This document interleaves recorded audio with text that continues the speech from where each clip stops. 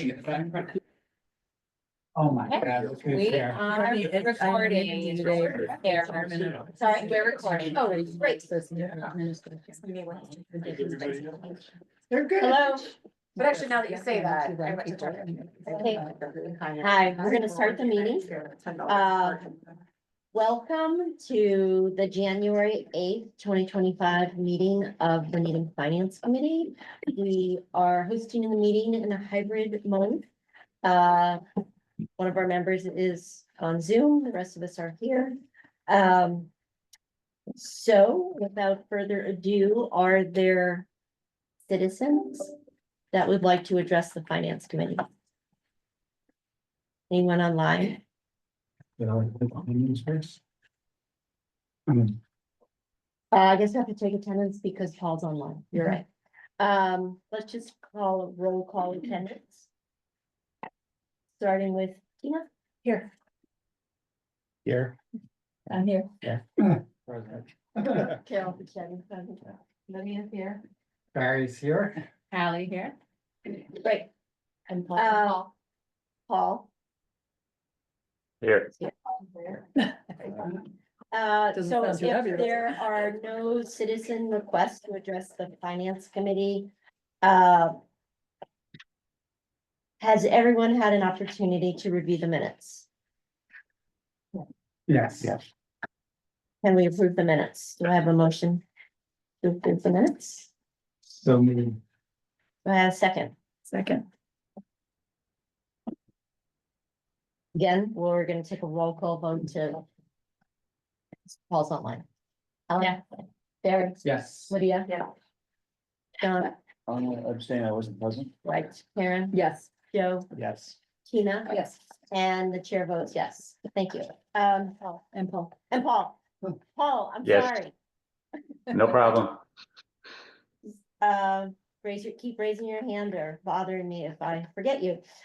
Just before we dive into the department budget hearings, I just wanted to take the opportunity to make a comment. That's okay. It's not on the agenda, I know, but I just really wanted to thank the Finance Committee for kind of operating with integrity and objectivity in a very kind of difficult and tumultuous time. So, you know, we are the objective kind of ears and voice, if you will, for town meeting. And so the fact that we can maintain that is of paramount importance, and I'm really proud and thankful of all the work you're doing. So I just wanted to thank you and let you know how proud I am to be part of this group.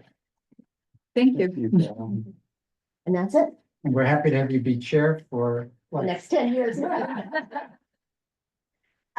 So let's move to the department budget hearings, municipal parking.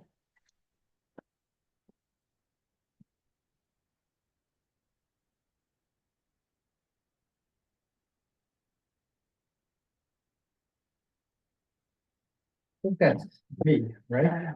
Is that Paul, is that you and I? Did we? Yeah, and I can talk to it. Sure. Why don't There's- you? there's- Because I can't find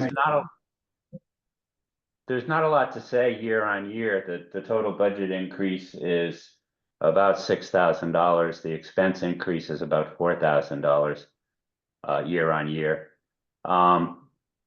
The notable thing that those of us that are sick of carrying quarters would like to know is that they're going to be adopting a pay by phone service that will allow people, at least around the town center, to pay using their phones. And there's a service charge that would be on top of the 25 cents or whatever they're paying. But that's the improvement for the year that was noted. But it's not one of the 9 parking apps I already have on my phone. right? It isn't? No, Well, they can join one of those that you have. I don't think so. They're using, what's the name, Hotspot? Hotspot. Oh, that's a different one. It's a different That one. is a different one. Can you use Passport? No. No, No, my understanding is, we did a competitive bid process, and I think, the economic development manager spoke about it last night, but effectively, their pricing structure is so much more favorable to the community that we think that it's likely more communities will go towards that product in the future. So we won't be we hopefully should reduce the number of apps that you may have on your phone for various towns. And that's gonna be rolled out on all parking meters? Yes. Available on all parking meters? but So, you can can I- still use quarters. Oh, you can? It'll be either or. It'll have that option. Okay, so I've always wondered this question, and it's a dumb one probably, but, you know, is there an increase, a slight increase in parking revenue when you go to an app? Because like I'm pulling in, I pay for an hour, I leave after 10 minutes, John pulls in. Before he could steal my, I'll defer to the finance director for that. But, I just have always Yeah. wanted to know yeah, that. I think it's linked to your plate. Right. That's the app. No, but the People thing is, overpay. you pay in You can't increments. take So somebody you can't else's take it money back, that they so put I in. pay for an hour, I use 15 minutes, Right. what happens to? Oh, yeah. It starts over. You have to, the new person can't take your 45 minutes. Right, but the Yeah. 45 gets to, like that 45 minutes goes to the town, right, in Yes. enhanced revenue. So there's It- gotta be a pickup in parking revenue making all from sorts that of money. overlap. It's certainly one of the things that the pay by phone app companies tried to promote and suggest. There hasn't been a noticeable increase from the communities that I've talked to in terms of revenue. There is a slight uptick, but it's in the single digit percentages. Generally where the income comes into play is now you can do variable pricing because you can't really do that with meters with coins. In some Oh, true. communities, such as Brookline, for instance, on game days at Fenway Park, they increase the fee to park at the spots, or Friday and Saturdays is greater nightlife, so they have the fees that are higher at that time. So in that respect, that's an area that communities have seen an increase in revenue. But in terms of the but first off, people who don't pay, don't want to put the quarter in the meter. Sometimes also people that won't actually pay through the app either. Okay, The de minimis amount is, of course, the fact is that you were there, you paid for an hour. But you left after 30 minutes and someone pulls in and pays for an hour, so technically the town gets 30 minutes extra revenue. Do we have a cost associated? Like, I don't see any additional. No, the cost of the service is actually borne by the customer. But we don't have like signage or anything else that we have to do. We do, the actual rollout won't be until, basically April 1st. Signage will be, put up, along, meters as well as an informational sticker. Each one of the meters, so the folks will know, how to, pay by phone. Pay by app. But Ally, were you asking like I'm to not saying install the? incremental. Yeah, was it like, I didn't notice a increase in the budget here. For like signage, like I didn't know if you had to install No, it's all signage part or of things, the- or it's- just stickers and whatnot. on It's them. all part of the contract that we, Right, Oh. they do that. So they're incurring the cost with the service fee. we are basically providing the labor with our sources. So there is a cost for setting up and everything, but that's being absorbed by within our overtime budgets in public works. The highway division specifically. Well, I think they'll have a lot of stuff.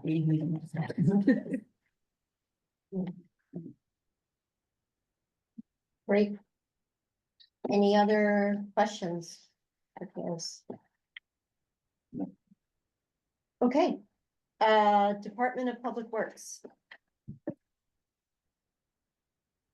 That was Paul, Joe, and I. Tab 14.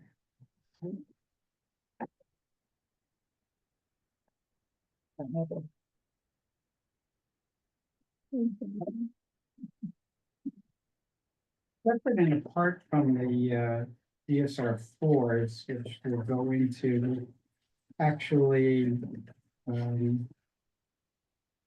total increase, well, I can't. Sorry, should have been better. Yeah, Joe, do you have that, or you can? Yeah, so I have, the total, increase is 561,000. And salary and wage is an increase of 3.9%. And there was also a sizable increase in the budget capital I'm sorry, that was decrease in budget capital of 36.7%.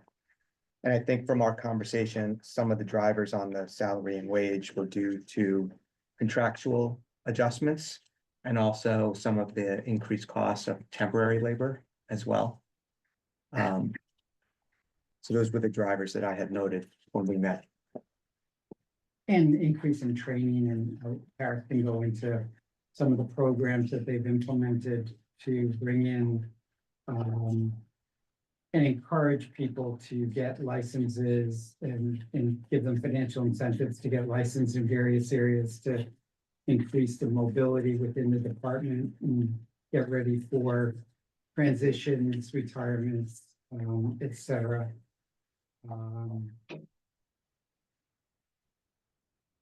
Hey, Karis? Mhm. In our meeting, when we talked, I raised the question of the budget operating capital decreasing by 37% roughly. And you said that that was subject to a revision? No, that ended up being the corrected amount. Oh, it did? Actually, yes. Okay, fine. Sorry, Barry.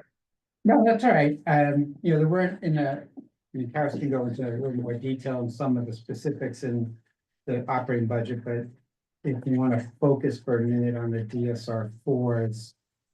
One of them is for a custodian, a full-time custodian, as a result of the new Emery Grover building. There used to be a part-time custodian that handled it, and we learned, I don't know how many of you been in there, but I guess the number of bathrooms have increased from 3 to, did we say 15? 14. 14. Wow. Now 14 bathrooms in the new Emery Grover.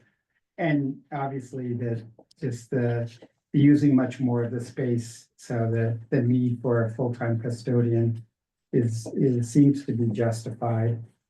How is that being handled right now? It's been open since October, so how's it being presently done? It's being handled by staff on overtime. We didn't provide for it when we did the budget last year, knowing it was gonna be opening this calendar year and this budget season. That's not. I'm not certain when we were envisioning the budget last summer, if we thought that the hillside would still be utilized as well as the expanded. I don't think the square footage at the Emery Grover didn't expand significantly, so that's usually one of the things that we think of as a driver for custodial services. Obviously, bathroom count is a large component of the amount of time that it takes to clean the facility. So that was not accounted for last year. Because of the two factors, the increase in the size or the increase in the number of bathrooms at the Emery Grover and the need to continue providing cleaning services at the hillside. That is why an additional FTE was requested. And how many people are at, what's the head count at Hillside on a typical day? It's at least half a dozen. And there's a couple permanent offices over there now, and we're also considering permitting out some of that space as well, like the gymnasium. So town IT has staff over there, they have equipment over there and storage. And then there's a few permanent offices that are over there for town IT. So 6 people, including the town IT. And what did you say? They're all town IT people Okay. that are occupying the building right now for the foreseeable future. There's no room for those people at Emery. Yeah. Right. No. And what were you saying, Barry, about the gym, what permitting of the gym? I think there was comments about we are gonna allow people to permit Oh, out that to- space, Yes, for. to utilize the space, yeah. To, for whatever. Youth basketball or. Okay. Yeah. Things more meeting space than athletics. The other, DSR four is for an additional park ranger. That's For, we authorized, was it 2 years ago, the first one, which has been very well received, and this will, allow full coverage of 7 days a week of use of the fields. And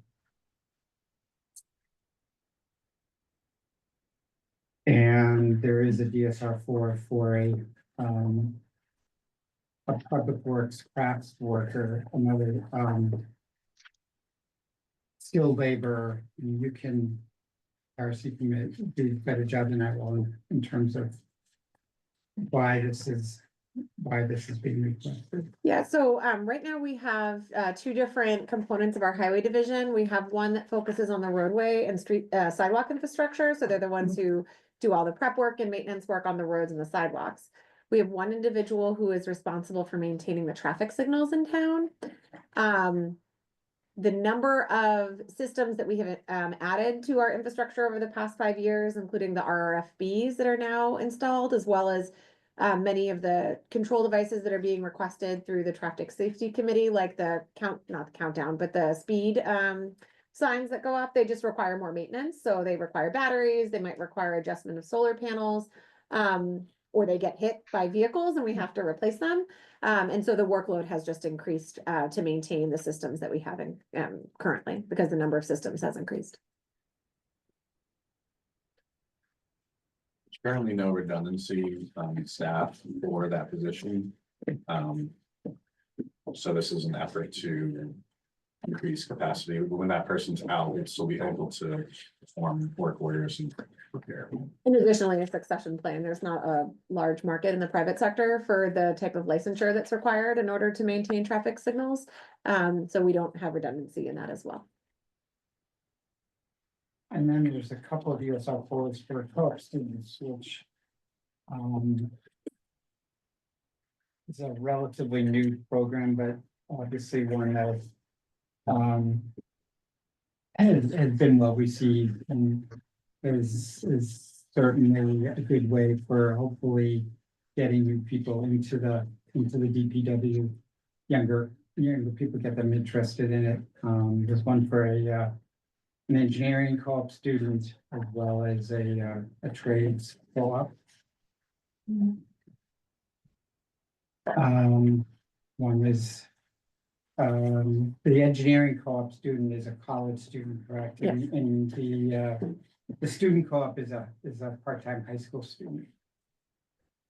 So which is why the dollars are significantly higher for the engineering student. It's not necessarily one person full-time, but it's a full year's worth of co-op student. It'll be over 2 semesters. And then the last DSR four are for a key management system for controlling all the shared vehicles within the town. And so it would be basically a platform so everybody knows who has which key when, and keeping track of all that. Is that For shared vehicles. one time? Is that It's a one-time expense, $46,000, and then the annual maintenance for the software is $3,000.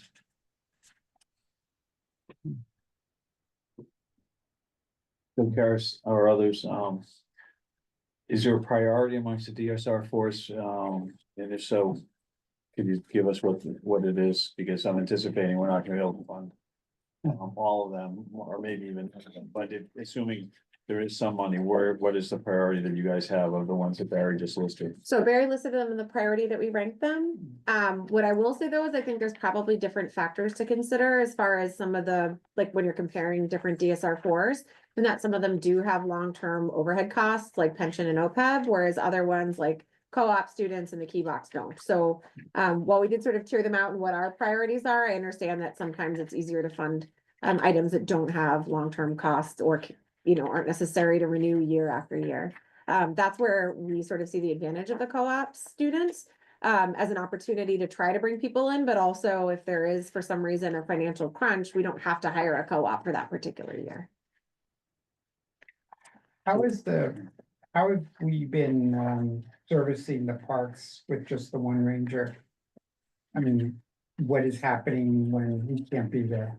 So right now it's how it was functioning before we hired the ranger position. One of the functions of the ranger is to educate a lot of the user groups. That's primarily the most number of people that we have using our facilities, or these larger groups that rent our facilities. So hopefully some of that education is getting through about how to manage trash, how to treat the fields, what animals are allowed on the fields, that sort of thing. But during those 2 days, during Sunday and Monday, there is nobody there making sure that permits are in place or helping assist with the trash cleanup, which is a large portion of this position. And what? Karis, what could do you give people, I'm sorry, No, go ahead.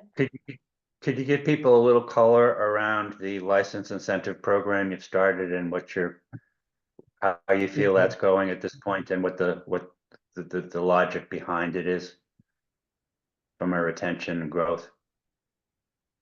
So in the last contract negotiation we had with NIPIA, the DPW union, we had discussed and added to the contract a license incentive program, which effectively allows anybody within DPW an additional stipend on top of their base pay for the various licenses they have. Many of which are optional and not required for their position, but also are helpful for the organization. One example I will give is a water treatment license. Right now in DPW, we have 3 individuals who are licensed for water treatment. That facility has to be operated 7 days a week and 4 hours a day. That's a requirement of us operating our own water treatment. 2 of those 3 individuals are primed to retire in the next year to 2 years. So we have a gap, and it's a gap as an industry, not just a gap for Needham. Actually, Bloomberg did a really good article on the whole water industry, if you want to have some chills at night, about where the vulnerabilities are, and how few people are getting these licenses.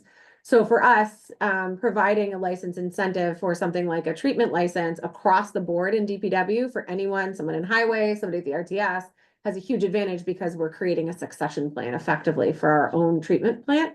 Because again, there are very few people in the private sector who have treatment licenses, and we're all competing for the same people. And the vast majority of them are all retiring at the same time or have just retired. So the advantage of this program is it allows anyone within the department, in order to get a license, we put a stipulation in there that if you have a license that you're being compensated for, you have to use it intermittently for the town. So there's no like, oh, it's not in my job description to use a specific license, because we are paying them to have that specific license. And it creates the succession planning and hopefully retention as well, for the individuals who are, you know, getting the most licenses, education, and going to be the most valuable for the public works field. We did cap that at $5,000 per employee. We don't have a single employee right now who has hit that cap, so there's a fairly significant delta. And the other thing we added in was a internal training program for commercial driver's licenses. The state or the federal government ended up changing 3 years ago the way that you obtain a CDL license, and it requires you to go through a registered school in order to get the license, and municipalities were not exempted. The schools in the private sector cost between $6,000 and $10,000 to go get a commercial driver's license. We actually established our own with 2 of our own union employees who are doing the training in-house, and it's enabled us to get 6 employees so far. Yeah, 8 so far and 2 in the queue. And we require that to become a full member of the union, because everybody who works for DPW does snow removal, and we want to have it so that anyone who does snow removal can go into a vehicle that requires a CDL license. So that's been a huge, I think, benefit, and also an attractive quality for new people coming in, because we're providing them this training that they would have to pay out of pocket if they were going into the private sector. And additionally, if we weren't doing this in-house, we would have to send them under federal law to a truck driving professional school. And that's at the tune of anywhere from $5,000 to $8,000, depending on the time that you send them and the demand at the school. So every employee that we're training, we're saving the town roughly anywhere from $5,000 to $8,000 by training them in-house as opposed to sending them to a driving school. And then also at those driving schools, they are heavily recruited by over the road and outside agencies. So by eliminating that, we're not providing that opportunity for a new employee to come in and then get recruited elsewhere. But you're only training your own employees, right? No. Correct. We did actually provide a reciprocity to Dover, because they're a smaller community that don't have those resources and, they came in and helped compensate us for our, overtime.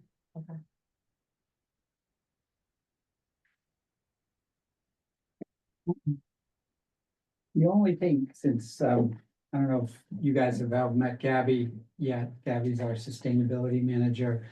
There is a DSR 5, which would be a warrant article. Which obviously not part of this budget, but will be for town meeting for $500,000 for various projects that will be part of the Climate Action Committee roadmap. But, you know, I thought, you know, having Gabby here just to maybe spend 2 minutes talking about some of the things that are on the roadmap might be helpful.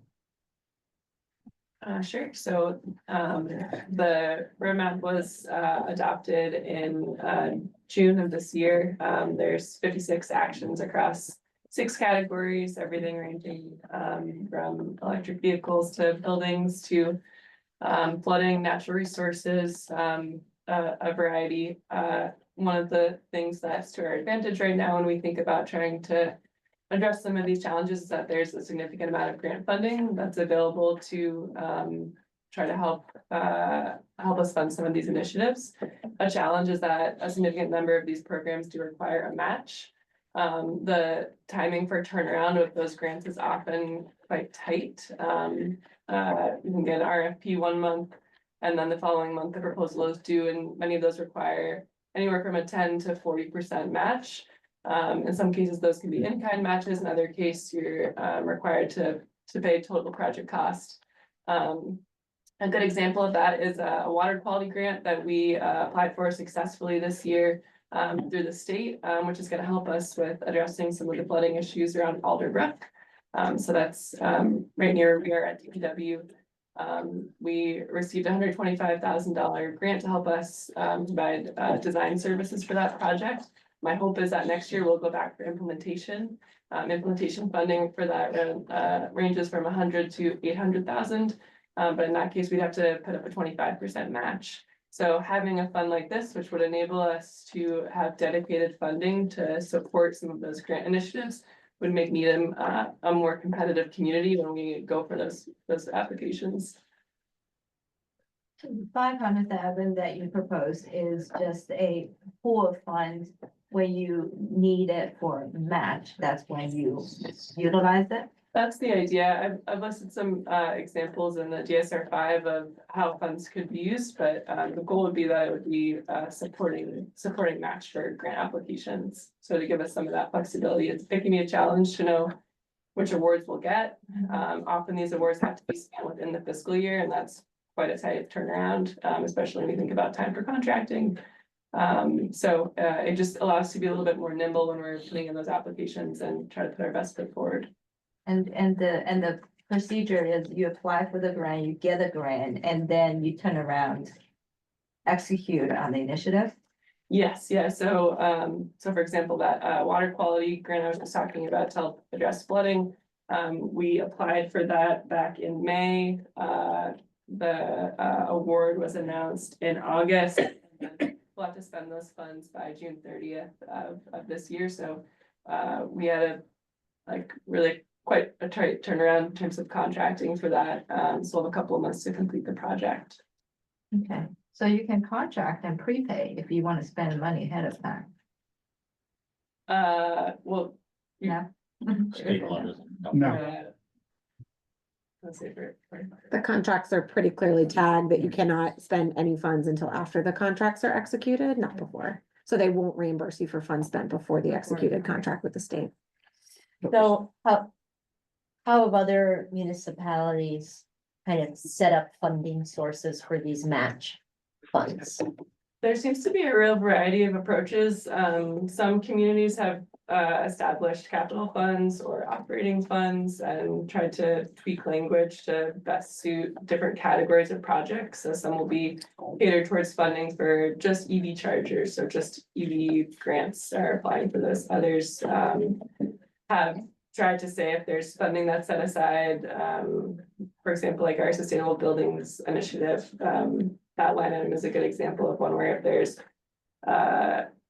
funds that have been identified for green communities, for example, if there's a way to identify some of that funding that lines up nicely with what the requirements are for the grant, it's possible to use that as a match as well, but it depends on the community. If folks aren't able to go for that match, sometimes they won't apply at all.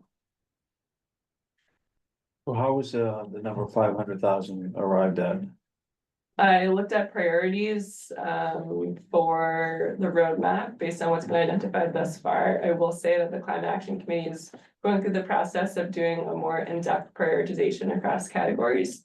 500,000 is a starting point.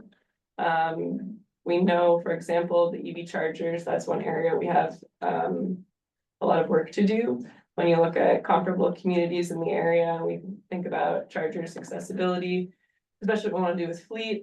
Now that we have a fleet electrification roadmap and we think about our ability to try to transition some of those vehicles, that has to be a priority in terms of resources. So 500,000 is really looking at what we could do within the next 5 years, thinking about projects that are implementable and are likely to have match funding available, or grant funding available, excuse me, to support a match.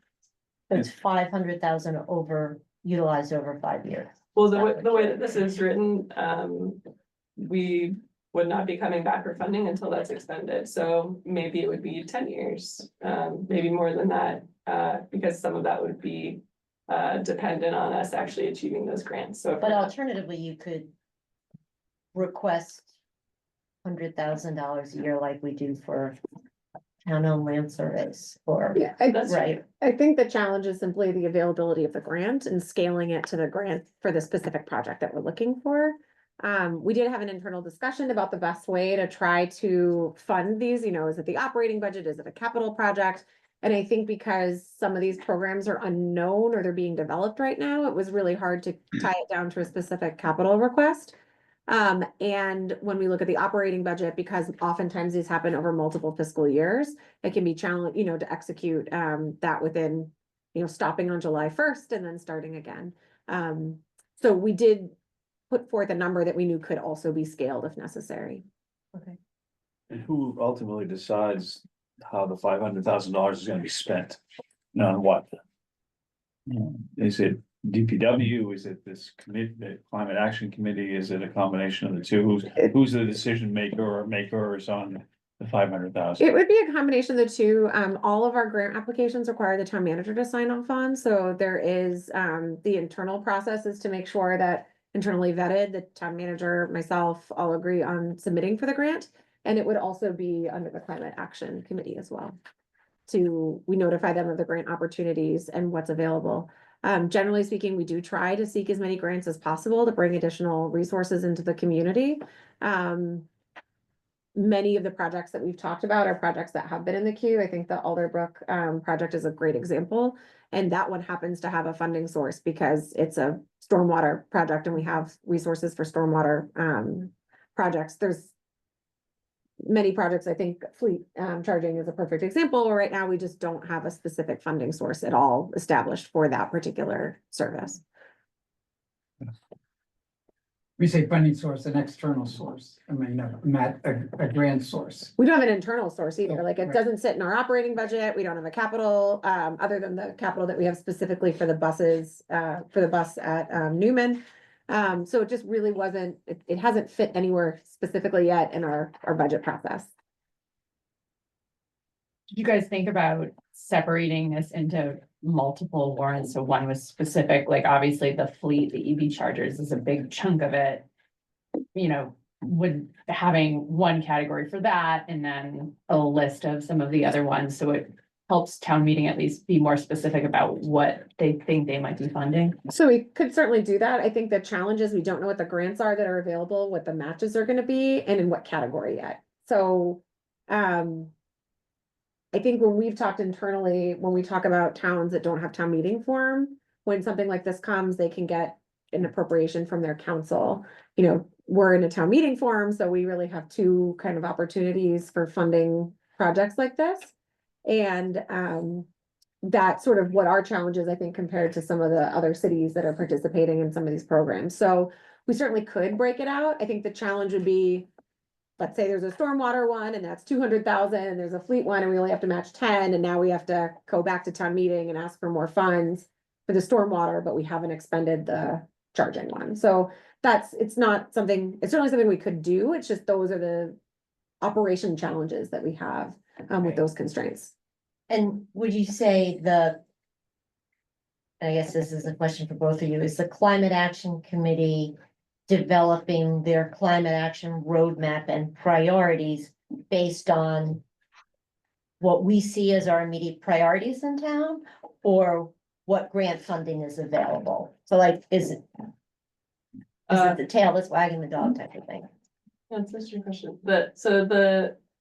The actions that are identified in the climate action roadmap are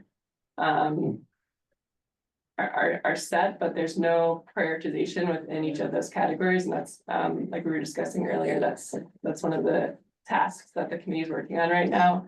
But they're looking across several factors, so you know, difficulty to implement, is there a requirement for funding, what kind of staff time is required, are there, you know, sub actions that are needed in order to accomplish those? So I would say there's conversations about priorities around town are going to heavily influence that discussion that the committee has.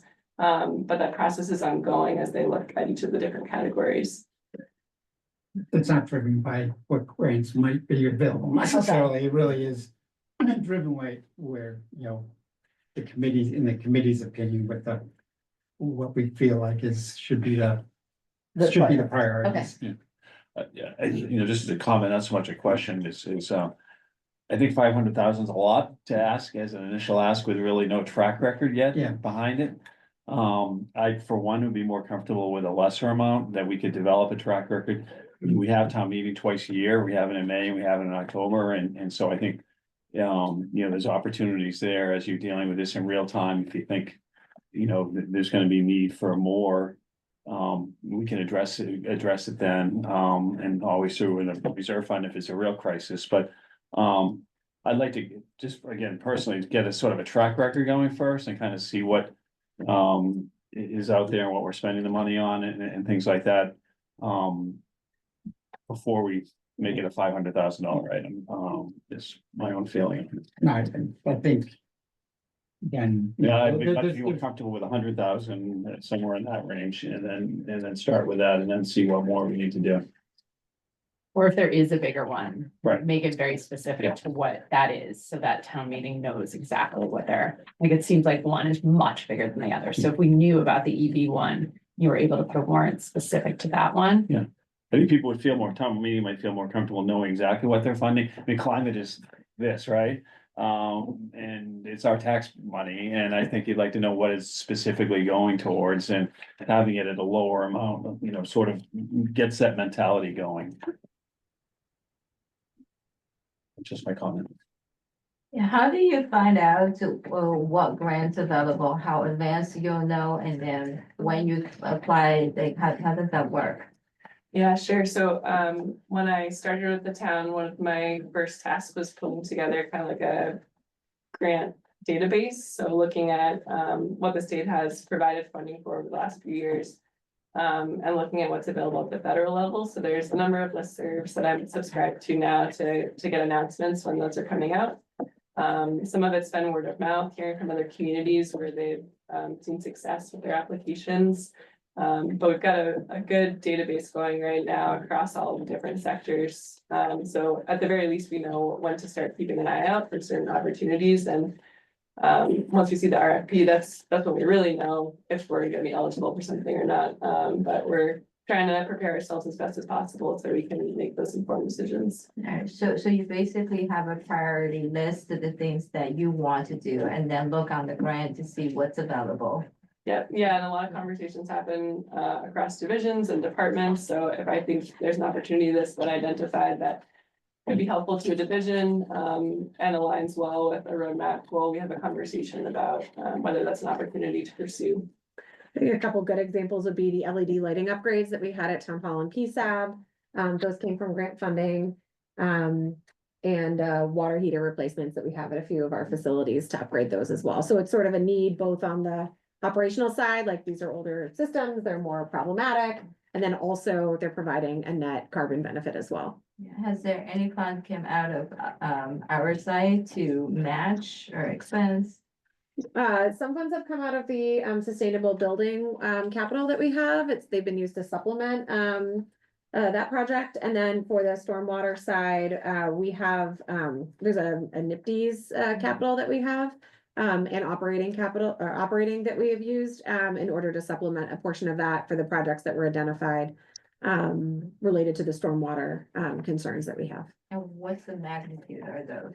So I was just taking a quick look. We've accrued a little over $400,000 of grant funds towards the town in the past year. Do you know how much of the town's resources we spent in order to match that? Well, only about, we'll end up spending about 100,000 on the town side. And how long those projects last from start to complete? Those projects will be completed in this fiscal year. Okay, so in 1 year they'll be completed, and the 100,000 will be depleted on our, okay. So you could, just addressing what John was saying, you could go into smaller. Yeah, this stuff is smaller scalable. chunks, Yeah. Okay. Since you highlighted EV charging stations both for fleet and the public. And I don't even know if you have a breakout on what that would be of the 40,000-70,000, but is there any thought on the, like, how will the EV charging stations for the public work? Will they be free to the public? Will you be charging like? So we currently what is have almost a dozen, I think, EV charging stations in Right. town that are available to the public. We have a charging schedule. We base it off of the cost per kilowatt hour the year prior, as well as an overhead fee, because we obviously now have to maintain them. We have to pay for the service that we use to actually distribute the energy and the service that collects fees and everything else. We have made it, we have it set up where town employees can charge for free as a benefit to try to incentivize people to have electric vehicles and commute to Needham. There are many, I think, back to the grant funding and the sort of web of different opportunities. The charging stations that we have right now, the vast majority of them were funded through the state and through the Eversource Make Ready program. And that program was put out to incentivize municipalities to provide public facing chargers. So the benefit of adding the additional transformer at no cost to the town was there because we made them open to the public. As we think about building up our own electric vehicle fleet, that's when we need to have ones that are dedicated exclusively to the municipality, and those programs are not currently available. They was some rumor that they might open up again, and then they haven't. So the advanced knowledge that we have about what programs are going to be available at any one given time between what the state has available, what the utilities are required to provide, and what the federal government might have, it can get a little complicated. I think the expansion of that system, we would like to keep it kind of all under one management system, and we would continue to have a charging program that would be done at a fee to the user. If we ever did get to the point where a level 3 charger would be available to the public, we certainly would talk about what that charging cost would look like, because that's obviously a huge advantage to somebody who's driving longer distances, because they'd be able to charge their vehicle up very quickly. So it's not just a use of energy, but it's that Right. time as well. When you say the charging station available to public, is that free or is it? No. No, there's a fee, so you have to register with the company, you, then pay the fee as you use it. We have a 4-hour maximum, on the chargers, and right now we have them at the Williams School, PSAB, the Chestnut Street parking lot, and the, RRC by the pool. Why 4 hours maximum? At level 2 charging, 4 hours gets you a mile. No, it No. gets you a little more than that. Yeah, You won't charge up a Tesla though on it for sure. I think the main reason is, because there's demand to use them. So we want to get movement on that particular item. The vast majority of the places that we have them are transactional spaces. So people are going there. Let's say they're going to the pool, they're charging up their vehicle at the pool, they're swimming for 4 hours and then they're leaving. They're not driving there, parking. Before, when we didn't charge for using our chargers, people would drive Just do their that. Tesla to the facility and charge it up overnight. And so, I think there's just an interest in people using these, chargers, and so not having somebody parked on them all day long is an advantage. But I know we had an individual who was commuting from Attleboro with a Chevy Bolt, and they were able in 4 hours to get enough, that was how they were able to get back and forth. So it gave them enough charge to do that commute. I just want to make sure I understand, so I was looking at page 50 of the book, which is the DSR 5 request. And there's the 500,000, and then down below, there's 3 categories of things which add up to 490,000. One is EV stations at 470. Education materials, 8,000, pilot projects, 2,000 and 10,000. Are those items separate and apart from the 500 above? Or are they basically explaining how the 500 would be paid out? Those are not separate from the 500,000. Those are just examples of how projects could be implemented with that 500,000. So if there's an accounting error, I apologize for that. You're off by 10, okay, but there's really there's nothing in there. If a good chunk of that is for grants, I'm just surprised that that's not broken out as sort of what.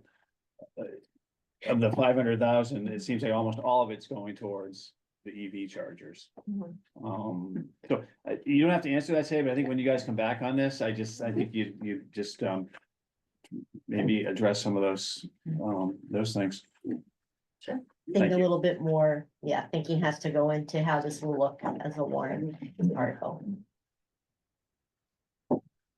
We had that discussion. What? I think we had that discussion.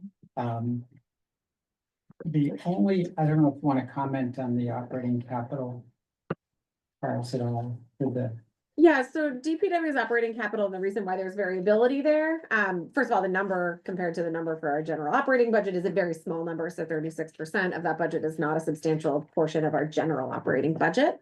But we're not replacing the same piece of equipment every single year. So this particular article for DPW is really dealing with 2 different categories. It's dealing one with rolling stock, so plated vehicles that don't meet the definition of capital, so they're under $25,000. There are very few left that are under 25,000, and our trailers are actually starting to also increase in cost, and so they may not fit in this definition much longer. But 2 of the items that are in our operating capital are carried over from the fleet submission for the general capital budget. They just don't fit the definition of capital. The other items are other equipment that we have that are either under $25,000 or under 7 years of a lifespan. And these are items that are already in our existing, we currently utilize these pieces of equipment. They are just coming to the end of their useful life. So that's why you'll see variability from year to year, because we may have a sidewalk, not tractor unit, but a sidewalk, so yeah, but not a Bobcat, the Ventrac units. I'm trying to think of the generic term for that. Like a ride-on, similar to a ride-on mower. Like the standing mowers Right. or blowers, Okay. but it's the purpose is for sidewalk clearing. So you might have that in one year and then you might have large mowers, for example, in another year. So that's why you won't have consistency across all the years. Can I ask about the forestry management? I just wanted to know about the 110,000 for the tree planting program and how many you guys are currently planting and what would that allow you? Is that gonna allow you to double? Like, what does that look like in terms of quantity? Sure, and I know we have Ed Olson here remotely as well, who can speak more to the current program. Right now, we have a forestry team of 3 individuals who are licensed arborists. And they do all of the tree work in town, planting, pruning, smaller tree removals. They do the lights for the town common during the holidays. And we also have a setback planting program where residents can apply to have trees planted on their property. The advantage for the town is that these trees will provide shade oftentimes to the sidewalk without actually being in the berm, so we don't have the same issues that you have with restriction or with the power lines. So it's sort of like a win-win. We have a wait list for this program, as you can imagine, because there's a demand for people who would like town planted trees on their property. The pre-tree committee or tree working group that was created had conversations about what could we do now to try to increase the reduce the loss of trees or increase the number of trees that we have. As well as we have some challenges with our street trees that were often planted all in one time. So they're a monostand. And when we have invasive species that come here that are pests that end up killing that specific tree, you end up devastating entire neighborhoods of their tree canopy. So this would be to address both sides of it. If Ed could just talk to the current tree program, I don't want to, I have an idea of what we have, but I want him to be able to give you the exact number of trees that we currently do with our staff and what the $110,000 would provide. Thank you. Good evening. Sorry, just coming back from a Mass Tree Wardens and Foresters Association 3-day conference. And stepping down as my role as president of that group, the oldest and first organization in the country. So thank you for the question about a forestry management plan. To answer the question, I don't know exactly how many more trees that number would get us because we've never put this out to bid. We'd be looking hypothetically to double the number of trees that we currently plant. Annually, we plant about 100 trees a year. We have a 3-pronged strategy of tree planting in the town of Needham. Our first order of priority are setback plantings. Those are free tree plantings on front yards in the community. That's a service we've offered now for about 100 years in the town of Needham. Many people don't realize that most of the urban canopy that you see today in Needham was planted by DPW workers over the past 100 years. Our second leg of that program is street trees. And then lastly, obviously, and almost always most importantly, our open space plantings. Currently, we're at the Claxton Field project. We will be planting about 75 trees in the final plantings and rehabilitation of that field. So those are the 3 areas we plant right now. As Karis mentioned, we have a 3-person certified arborist team. I am a certified arborist myself, but I'm not out planting trees and maintaining the urban forestry as our workers are.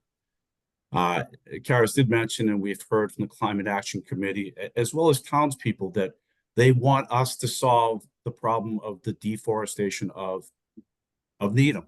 And we're a 3-person staff. We do a great job. I'm so lucky to have my staff, but we can only do what we can do. And this is a problem that I think it's come to a head over recent years, where we've seen hundreds, if not thousands, of trees be taken down by developers in town, and small houses raised and large houses built. This is not only detrimental to communities, but for stormwater mitigation, carbon sequestration, and many other things that we could go on and on about. But again, this seems to be a goal that's been led by many others, and we're just trying to enact a plan, a true plan, to realize some of these lofty goals that we want to achieve here as a community. And hopefully that answered the question.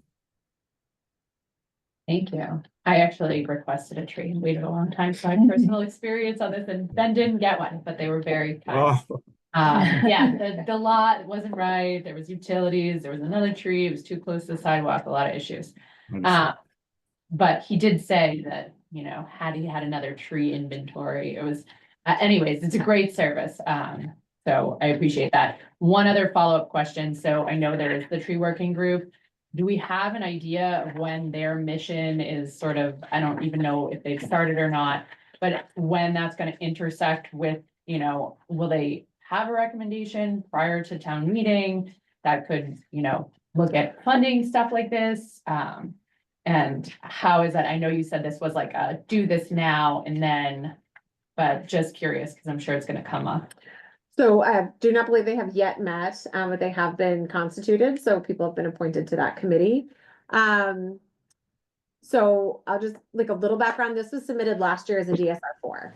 And we ended up submitting it this year as a DSR5 with some conversations with the chair of the Community Preservation Commission, with the idea that potentially this could be funded by CPC funds.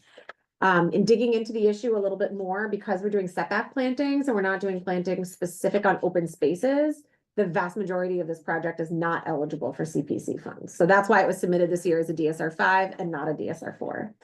I do not believe they will have recommendations before Maytown meeting.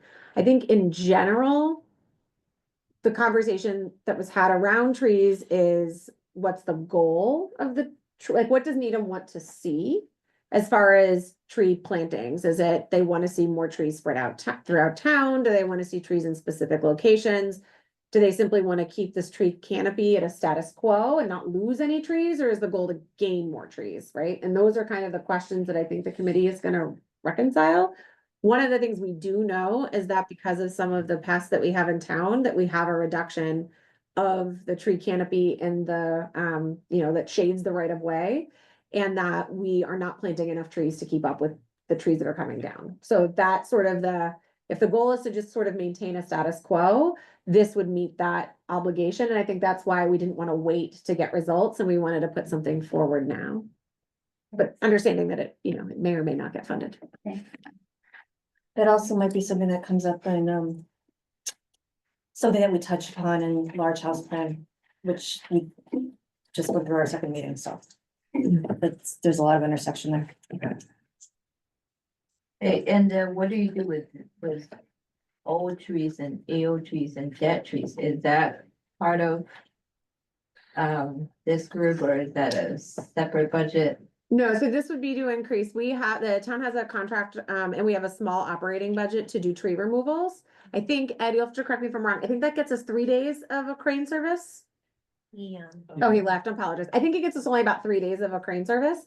That typically is dealing with some of the more tricky trees to remove that are potentially near other properties, near electric lines that are large, and we just simply don't have the equipment in order to manage. It doesn't get us a lot of actual removals. I think we had 3 trees, well, 2 trees come down during the windstorm on Thursday. I believe one of them was a public tree and one of them was a private tree. So obviously there's more public trees that we would like to address than we have the resources right now to do that. We just triage them. So we look at the ones that are the highest risk, and those are the ones that we go after each year. So this would include using a private contractor to do tree removals over a period of time to remove basically trees that have died or diseased because of invasive species. Out of curiosity, when you plant a tree on, for example, Allie's lawn, and one day it'll be there. And does that tree then become her responsibility afterwards? So no, interestingly enough, it is the town's responsibility. And there are a few people who had trees planted a very long time ago, like 30 years ago, who will call us if there's an issue with that tree to come and deal with it. So it is still a town responsibility. I thought that there was like a year or two maintenance that it's their responsibility, and then after that it goes. I will confirm with Ed. I do know, Maintain. yeah. It seems like it's not, sorry, it's not worth having that benefit if the town is liable for the life of the tree. Yeah, I think the benefit for the community is that we're now getting shade on the sidewalks. I mean, all the other benefits of trees, but without having to do berm trees, because that's where you get a lot of failures, and that's where a lot of the trees were planted in the past. Where either the tree was not the right species, so it's growing into the wires, or it just gets bound by the concrete, the asphalt on either side, and the root system just kind of gets stunted.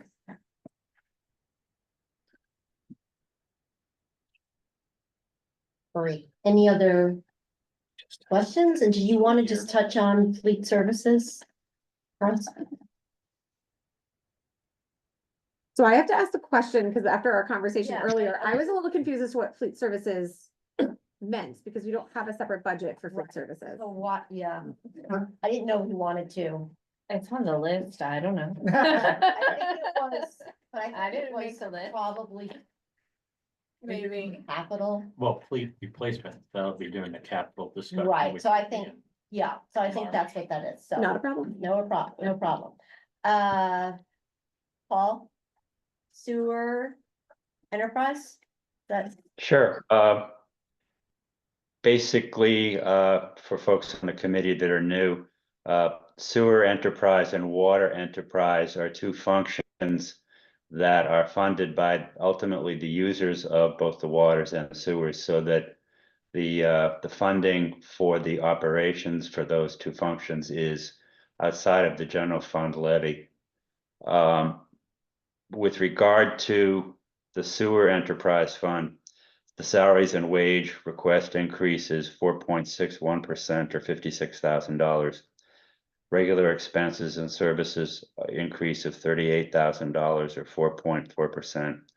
Operating capital increase of $38,000, total budget increase of $132,303.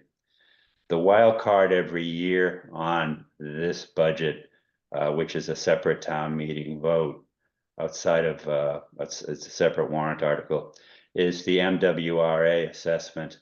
We don't get those assessments until later after the May town meeting, so that typically what's done in the past is the assessment for the prior year has been what's inserted in that warrant article.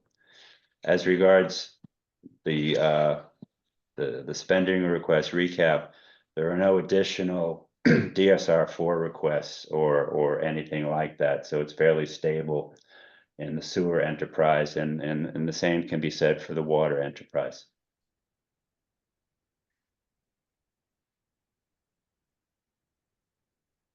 Did I get it right, Karis? Yes.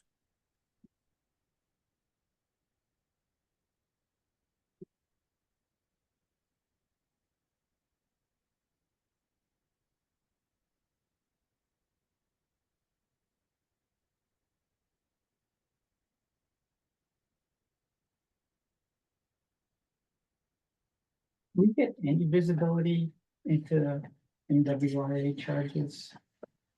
You mean how they constitute what those charges are, or Well, the dollar values that they then divide up amongst their communities? I mean, like, heads up, with,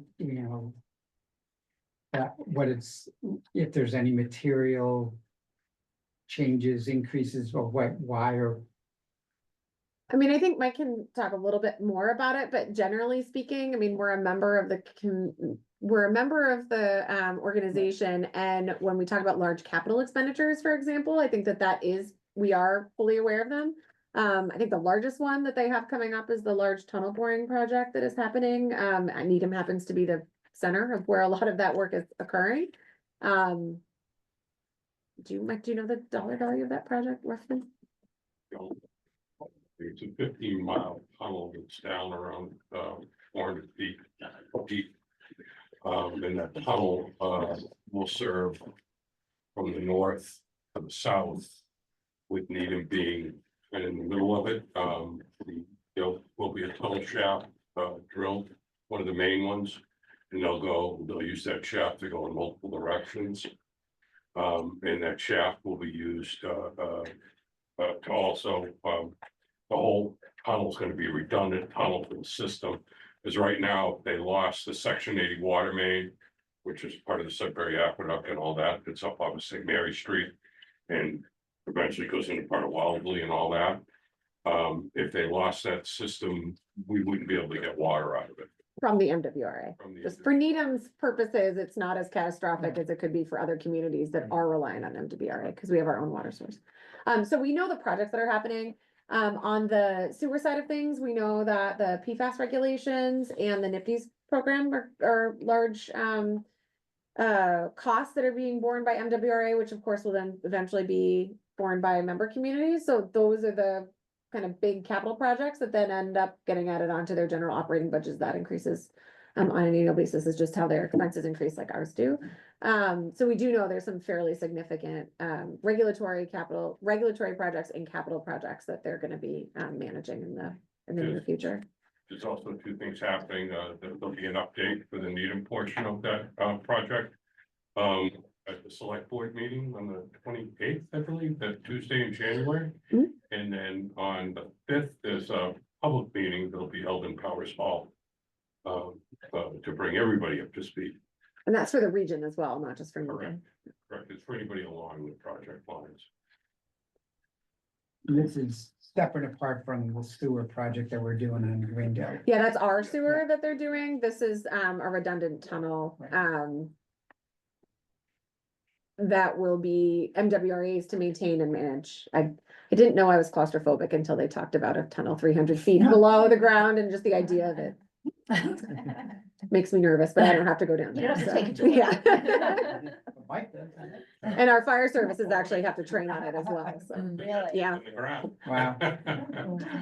So, I guess You that can't go by makes yourself. sense, but Yeah.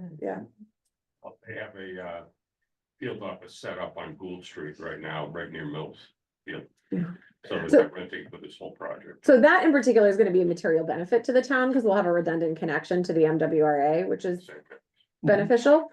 As well as it'll help a regional issue. On the sewer side, I think regulations are gonna be a large component of the concerns. MWRA on the water side so far doesn't have they don't meet the PFAS thresholds, the new lowered thresholds under EPA. But the discharge water from Deer Island does have PFAS concerns that will be regulated under that they will have to find out some technology to remove the PFAS for it before it is discharged, which I'm sure will incur quite an expense. And then just as we are required to clean up our water from phosphorus discharge for NIPD's, there's a whole host of contaminants that they are required to remove, and Needham is named, or all the member communities are named as party to the NIPD's permit.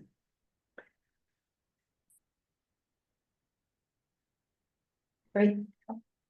Any other questions on water and sewer?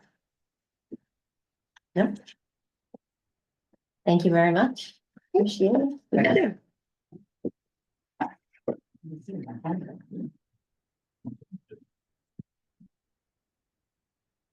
I will, yeah.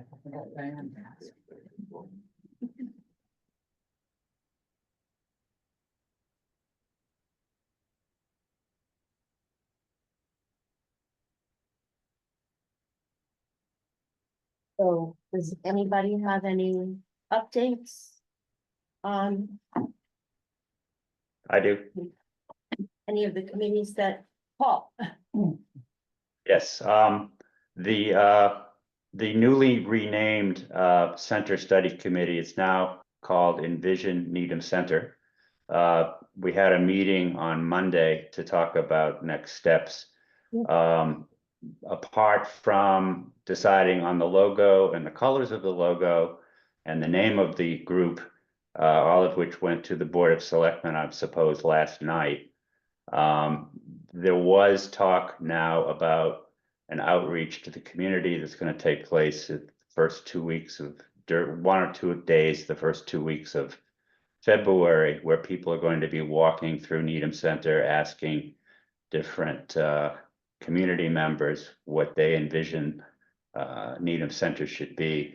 As far as for us to try to understand what it's all about, in April, they're going to do some piloting, which ultimately what it's all going to be about is to reduce that section of Great Plain Ave that runs through the center from Greensfield down to past the mobile station or to the mobile station from 4 lanes to 2 lanes, one in each direction, and thereby increasing the ability for more public access on sidewalks and the like.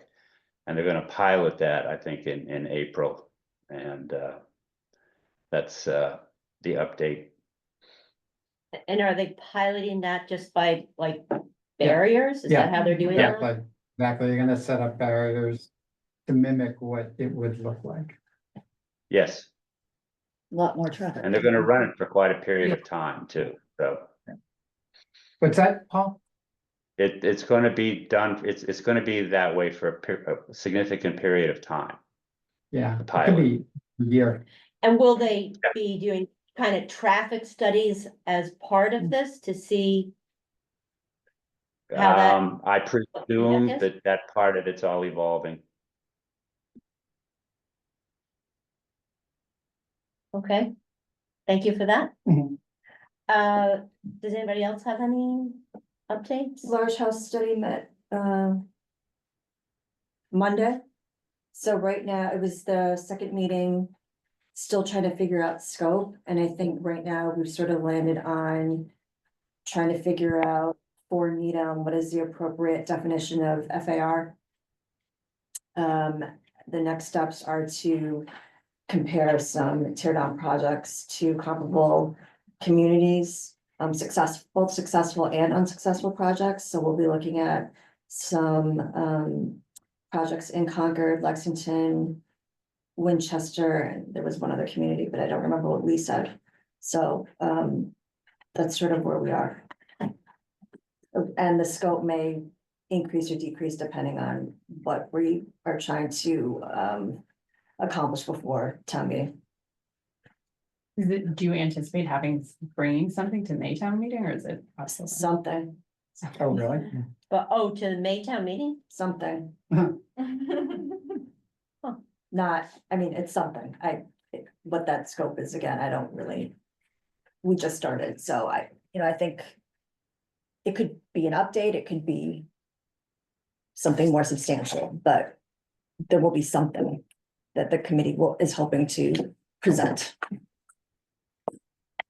Okay. I guess the only update on the school, finance committee liaisons, we had a meeting on Tuesday and we have another meeting next Tuesday. They've put, as you know, they've put in an over 7%, 7.5% increase in their budget, which will have difficulty funding as a town in terms of the town revenue. So the superintendent and the school committee is working on what the reductions in the proposed budget will look like. And that's ongoing right now, is all I can say. There's some harder choices to be made, and so I think the superintendent is really going to rely heavily on the school committee to point him in the direction of continued reallocations of programming. One The big. comment- Oh, sorry, go ahead. One comment I heard there, and I heard in the select board meeting this week, is the concept of not having a balanced budget. Has that been something historically we've had in the past in the town, or have we always gotten to a balanced budget every year? We always balance the budget. No. Yeah, so we're required by state law to Right, do I so. don't know, I don't know how we not. I think he was, I don't understand why someone would say that we don't have a choice, that's what we have to do. So, This was, Joe may have heard, is the town manager, of course, is obligated to provide a balanced budget. But the town manager must also provide an update that should the school committee vote a budget number that's different than what the town manager is recommending, town manager must include that, transmit that information to the finance committee. Thank you. oh, I'm sorry. But you're also correct, Mr. Connolly, is town has to have a balanced budget or tax rate can't be approved. So, more work to be done there. And the schools are in 2 weeks from tonight. I believe, Yes, right? 26. yep. What are the big driving? I know I saw this, the contractual salary increases are expected, but are there other pieces that they're trying to balance? 'Cause I didn't see that many new positions. Well, there's still over 7 FTEs. Oh, okay. There is, It's actually pretty low by historical standards. it is low, but the, the salary increases are more significant. They're entering into contracts with the teachers union. Some other buckets are special education, out of district transportation. Some curriculum enhancements. There's a literacy curriculum enhancement that they would like to implement. There are replacement of Chromebooks. So what else am I missing? I think that's most of it. Overall as well, benefits, the cost of benefits went up. So there's a combination of expenses going up, Salaries and then. revenue didn't come in as high as I think as expected. So, yeah, so on the benefit side, I think we're gonna see all that in the townwide expenses. when we get Exactly. there, Yeah. right? So- Oh, you're not talking specific to. But that's Yeah, part of affecting it. what's going Yeah, on. Got And it. actually, last night, I went to the school committee meeting last night, so I think there was a reduction of 7.5 FTEs last night. Or yesterday in our meeting yesterday morning, in the presentation. They got it to 10 by the end of yesterday. So that I was did, revised. I didn't listen last Yeah. night, I didn't have an opportunity to do that, so, But there are more details if you watched last night's school committee I meeting. caught the It's- beginning, but not the end. We also shouldn't forget, that the town's whole IT structure is in the school department budget now. And when trimming starts, we need to make sure that it's done in a way that makes sense for the whole town. So Paul, that's a good point, and you'll see next or 2 weeks when they come in is that is separated out. And there's obviously the increase there, and Tina heard it, Yeah. and Carol heard it, and Joe heard it. The increase is there, and my understanding is that this, looking at trimming things, is not coming from there, it's coming from other things. But we just obviously need to be vigilant about that. I mean, I think on the IT side, and I think maybe everybody has anecdotally heard that in their own budget discussions, that the consolidation of IT under one roof is not necessarily just a different way of doing things. It hasn't gone maybe as smoothly as departments anticipated. Is that- I wouldn't say, as smoothly, I think the expectation, departmental expectations, not the message that we were conveying, was that things should be smooth and operational very quickly, but that just is not workable. And, even under the best of situations, it's a transition, it's a change. We are still dealing with the vacancies that they had to fill. We still have a number of critical areas that need to be addressed, which they're working to address. So, but I would characterize it that we're doing better than we would have if we hadn't done this. It just, we would have a department or two trying to manage all the problems that we're having. It was unsustainable. Correct. And just on another side, has nothing really to do with the school budget, but I went into Emery Grover for the meeting on Tuesday. Brand new building, elevator not working.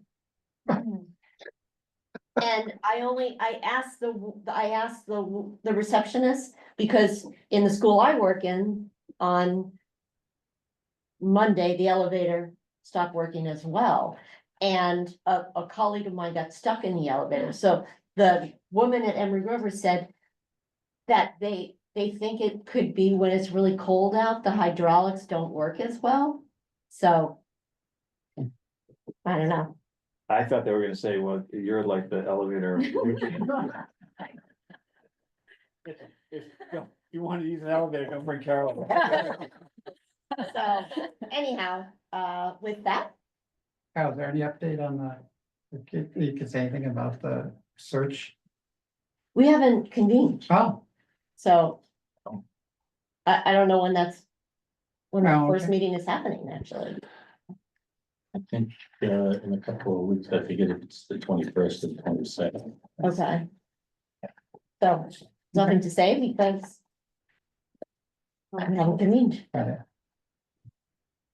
so. I would make a motion to adjourn. Second? Roll call Roll vote. call vote, Tina? Yes. Paul, Yes. Joe, Yes. Karen. Yes. John, Yes. Lydia, Barry, Yeah. Ally. Yeah. And the chair votes yes, we are adjourned. Thank you. Thank you. Yes, I Take do. care, everybody. Bye.